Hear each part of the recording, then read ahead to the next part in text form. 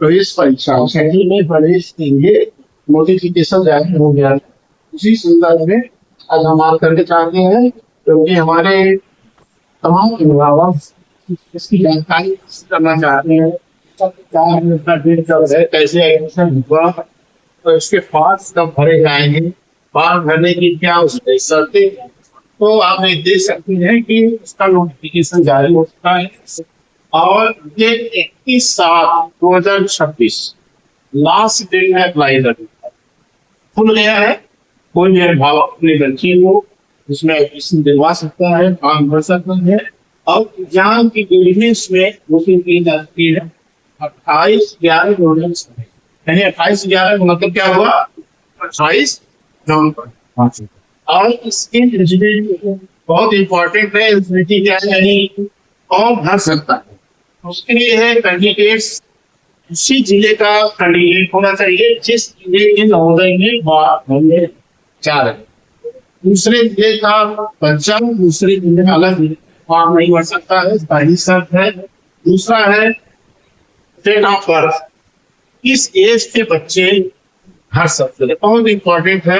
इसको जरूर जो है अभिभावक ध्यान दें कि ये 1/5/2015 से 31/7/2017 के बीच जो बच्चे पैदा होते हैं कोई भर सकते हैं, वो डेट उसमें यानी 31/1/2015 जो बच्चा पैदा हुआ है एलिजिबल, और 31/7 यानी 31 जुलाई 2017 में जो बच्चा पैदा हुआ है इसके बीच के सभी बच्चे एलिजिबल हैं। जिसका एक बहुत ही महत्वपूर्ण ध्यान देने की जरूरत है वो कि इसमें तीसरी, चौथी और 5वीं इसकी जो शर्त है लगातार कंटिन्यूस पढ़ाई करनी चाहिए, बीच में ब्रेक नहीं होना चाहिए। अगर कोई बच्चा तीसरी में पढ़ा फिर एक साल ब्रेक करके फिर चौथी में गया तो एलिजिबल नहीं होगा। इसको भी ध्यान देने की जरूरत है। इसका जो नवोदय विद्यालय का सिस्टम है कोई इस तरह नहीं, लड़के और लड़के एक साथ बैठ के पढ़ाई करते हैं, अलग अलग रहने की व्यवस्था है, कोई फीस नहीं लगती है, खाने पीने रहने everything government of India education department देती है। अब यहाँ विद्यालयों में जैसे SCC यहाँ पर नवोदय विद्यालय है, स्काउट है, गाइड है, NSS है, ये सब सारी चीजें जो है अवेलेबल है। यानी शिक्षा के साथ साथ अन्य गतिविधियां भी यहाँ चलती हैं।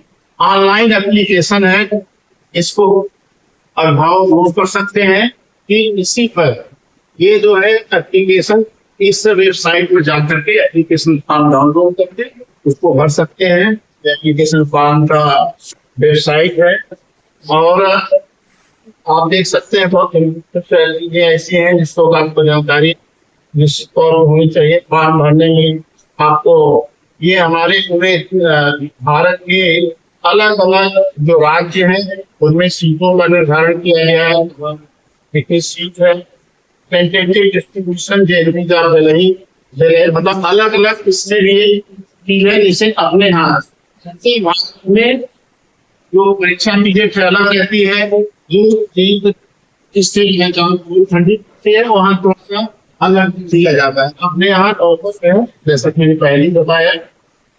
आगे आप देखिए जवाहर नवोदय विद्यालय सिलेक्शन टेस्ट 2027 पहली बता दिया 28 नवंबर को समर भाव है, यानी जहाँ पर गर्मी वाले जो स्टेट में वो नवंबर में होगा और विद्युत वाला बाद में उसका निर्धारण किया जाएगा। तो ये सब सारी चीजें आप देख सकते हैं। 31 जुलाई इसका लास्ट, ये बहुत इंपॉर्टेंट है। जो इच्छुक अभिभावक है वो 31 जुलाई तक अवश्य भर दे, अन्यथा इसके लिए समाप्त हो जाएगी, फिर वो अपनी भर्ती के लिए इस परीक्षा नहीं कर पाएंगे, फॉर्म नहीं भर पाएंगे।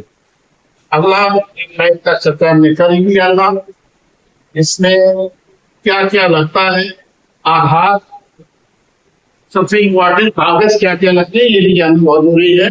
बच्चे का तीसरी, चौथी और 5वीं की अंकसूची, जिस डिस्ट्रिक्ट में बच्चा पढ़ रहा है उस डिस्ट्रिक्ट में आवास प्रमाण पत्र, निवास प्रमाण पत्र, आय प्रमाण इसमें से जरूरत पड़ती है, आप उसको अपने पास रखिए। और साइबर कैफे पर जाकर के इस फॉर्म को भर सकते हैं। तीसरी चौथी all concerned to confirm the area of school of study of class। हाँ, वो एक बहुत इम्पोर्टेंट जानकारी है, सभी लोग इसको ध्यान। इम्पोर्टेंट जानकारी है कि जिस डिस्ट्रिक्ट के नवोदय में फॉर्म भरा जा रहा है उसी डिस्ट्रिक्ट में बच्चा पढ़ता होना चाहिए। तीसरी चौथी पांचवी उसी डिस्ट्रिक्ट में इसको पढ़ना चाहिए और साथ ही साथ उसका आवास निवास प्रमाण पत्र एक संशोधन किया गया, उस संशोधन को समझना बहुत जरूरी है। यदि कोई बच्चा परिवर्तित डिस्ट्रिक्ट का है, मान लीजिए कि पन्ना डिस्ट्रिक्ट में फॉर्म भरना चाह रहा है, पन्ना डिस्ट्रिक्ट के बॉर्डर डिस्ट्रिक्ट सतना स्कूल पढ़ रहा है तो भी वह एलिजिबल होगा। पिछले साल इस संशोधन भारत सरकार ने किया नवोदय विद्यालय से। एक डिस्ट्रिक्ट के परिवर्तित डिस्ट्रिक्ट के 10 किलोमीटर के रेंज में यदि दूसरे डिस्ट्रिक्ट में भी बच्चा पढ़ रहा है तो वह उस डिस्ट्रिक्ट में फॉर्म को अप्लाई कर सकता है, जो कि पहले नहीं था। ये चीजें बहुत ध्यान देनी होगी है। साथ ही साथ रिजर्वेशन पॉलिसी है कि यहाँ दो प्रकार का 25% रूरल, 75% रूरल के बच्चे आते हैं, ग्रामीण इलाके से, और 25% अर्बन यानी शहरी बच्चे आते हैं। इसके बाद 1/3 सीट लड़कियों के लिए आरक्षित है और 2/3 लड़कों के लिए आरक्षण की व्यवस्था है। शेष भारत सरकार का नियम है, ओबीसी, एससी, एसटी इनका रिजर्वेशन जैसे भारत सरकार अन्य विभागों में चलता है वैसे यहाँ पर नहीं है, उसमें कोई परिवर्तन नहीं किया गया है। जब आप फॉर्म बच्चे का भरवाएं तो उसकी जो पावती है अवश्य अपने पास रखें, अन्यथा एडमिट कार्ड अगर नहीं हो पाया किसी कारण से तो आपके पास एक प्रूफ होना चाहिए फॉर्म अलग है, उसी आधार पर विद्यार्थी आपको एडमिट कार्ड इशू करेगा। सिलेक्शन परीक्षा होने के बाद ये 2 महीने 2.5 महीने उसका रिजल्ट आ जाता है और रिजल्ट आने के बाद विद्यालय आपको बाई पोस्ट रजिस्टर डाक से आपको सूचित करता है कि आपके वाहन का सिलेक्शन हुआ। और यदि कोई लेटर नहीं जाता इसका मतलब नहीं हुआ है, ऑनलाइन आप वेबसाइट पर देख भी सकते हैं। अब इसमें देखिए Jawahar Navodaya Vidyalaya district education officer जो होगा है उनके पास इसकी पूरी सूचना दी जाती है। आपके जिले में बच्चों का नवोदय विद्यालय प्रोविजनल होता है, प्रोविजनल होने का मतलब एक सिलेक्शन होने के बाद बच्चा आके एडमिशन लेता है, लेकिन उसको प्रोविजनल माना जाता है। प्रोविजनल इसलिए माना जाता है, मान लीजिए कोई उसका डॉक्यूमेंट्स गलत पाएंगे तो उसको बाद में निकाला भी जा सकता है, इसलिए इसको प्रोविजनल एडमिशन दिया जाता है। और आप देख सकते हैं कि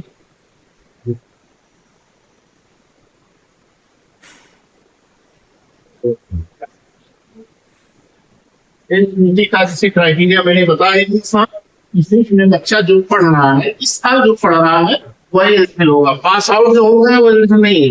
जो इस साल फिफ्थ में पढ़ रहे हैं वो दूसरी डिस्ट्रिक्ट का होना चाहिए। पहले से मैंने बता दिया कि ये बहुत बड़ी शर्त है कि सेम का होना चाहिए। बस ये है अगर परिवर्तित किए कि 10 किलोमीटर उसको मान नहीं दिया जाएगा, ऐसा मान सरकार ने अलाउ किया है तमाम इसके पहले हुआ। एडमिशन बस नॉट है देखो 2015 के पहले जो बच्चे पैदा हुए हैं वो एलिजिबल नहीं होंगे। इसी तरह से 31 साल 2017 के बाद जो पैदा हुए हैं ये ऊपर एक हो गए अंडर एक हो रहे हैं। तो इस प्रकार से कौन बच्चा भर सकता है। ये 2026-27 किसी भी स्टेट पर एक सरकार यानी नवोदय विद्यालय समिति के पास एक पावर है कि बच्चे का एडमिशन किसी भी स्टेट कैसे किया जा सकता है। क्यों? क्योंकि यदि कोई डिसएबिलिटी आई है, कोई गलत पास पावर दिया गया है, आप उसको एडिट कर सकते हैं। जैसा मैंने बताया कि ग्रामीण इलाके के लिए इतना ऑक्सीजन है 75%, 25% कार्बन अर्बन कम्युनिकेट्स जो है इस urban area singing of different class, यानी एक दिन यदि वह अर्बन के स्कूल में पढ़ा है तो अर्बन में वो आएगा, इसको रूरल में नहीं किया जा सकता, ऐसा भारत सरकार का स्ट्रिक्ट आदेश है। अर्बन और रूरल का निर्धारण कौन करेगा? एसडीएम। एसडीएम सर्टिफाई करेगा कि कौन बच्चा अर्बन में है, कौन बच्चा कौन स्कूल अर्बन में आता है, कौन स्कूल रूरल में आता है। इसका जो पावर है ट्रांसजेंडर रिजर्वेशन, ट्रांसजेंडर के लिए कोई सेपरेट रिजर्वेशन नहीं है।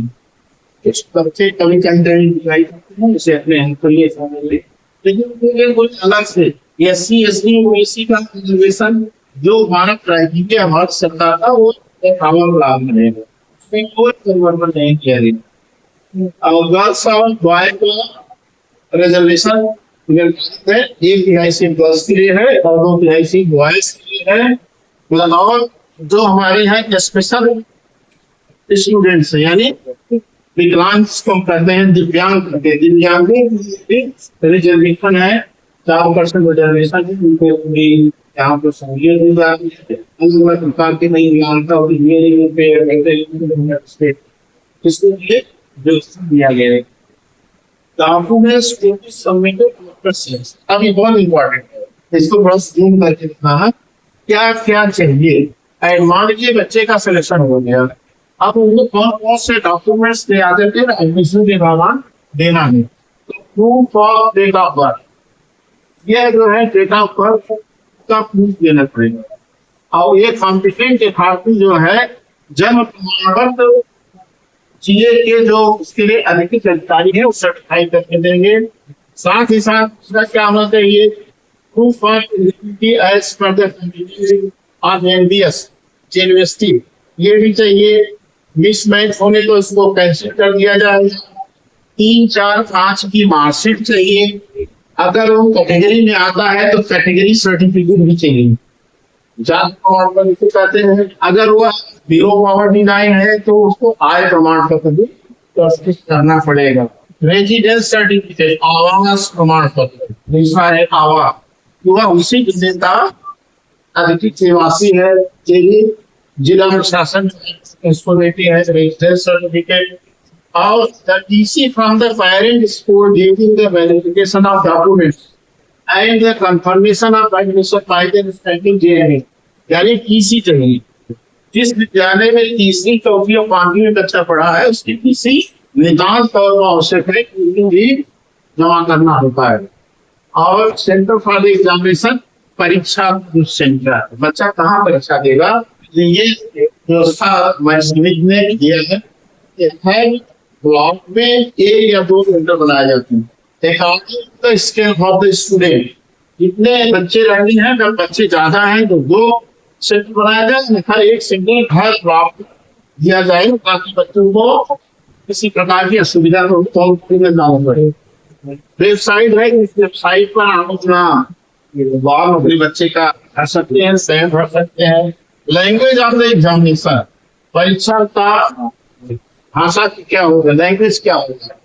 तो हिंदी भाषी लोगों के लिए हिंदी में पेपर दिए, अंग्रेजी में कई लैंग्वेज, अलग अलग राज्यों की जो भाषाएं हैं तो 23 भाषाओं में पेपर छपता है, तो अपने हिसाब से आप अपना लैंग्वेज चुन सकते हैं।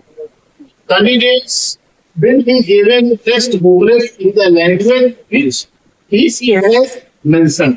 आपने जो लैंग्वेज का चुनाव किया रीडिंग द फॉर्म भरते समय उसी लैंग्वेज में आपको पेपर दिया जाएगा, आप कर सकते हैं। Composition of the selection test एक को दूर करके पास दिखाओ क्या क्या आना है। सभी विभागों की बहुत जानकारी बच्चे को बता सके जो छोटे बच्चे होते हैं। कि पहला है mental ability and environmental studies, question 20 दो प्रकार, मेंटल एबिलिटी और एनवायरमेंटल स्टडी, ये नया डाला गया, सभी को मालूम होना चाहिए। पहले ही था तो मैं प्रश्न पूछ लिया था, mental ability and mental attitude, इसका इन्होंने चेंज कर दिया, mental ability and environmental studies. 40 question होगा, 60 मिनट होगा, मार्क्स होगा 50 मिनट। दूसरा होगा अर्थमेटिकल टेस्ट, 20 क्वेश्चन होंगे, 25 मार्क्स का होगा, 30 मिनट से पेपर। लैंग्वेज तो होगा, चाहे वो हिंदी होगा इंग्लिश हो, 20 प्रश्न आएगा, 25 नंबर का 30 मिनट, यानी टोटल नंबर ऑफ क्वेश्चन कितने होंगे 80, और नंबर कितना होगा मार्क्स 100, और 2 घंटे का पेपर होगा। तो आप इसको देख सकते हो, method of the recording answer, आपको कोई मार्कशीट दी जाए, कोई मार्कशीट में प्रश्न करके इसको भरना है। इसका एक नंबर यहाँ किया गया है, 1 क्वेश्चन है, पर 100 क्वेश्चन फीस नहीं है, तो कलेक्ट कर देना है। बच्चे को बताना है, छोटे बच्चे होते पता नहीं होगा कैसे, नए कभी जीवन में पहली बार परीक्षा देते हैं, तो उसको कलेक्ट करना होता है। इस प्रकार से पेपर करना है, इसमें कैसे कैसे अपने बच्चे को तैयारी करवाइए। कोई विसंगति हो तो जवाहर नवोदय विद्यालय कन्नौज में आप संपर्क कर सकते हैं। मैं नीचे जो है नाम और मोबाइल नंबर दे दूंगा।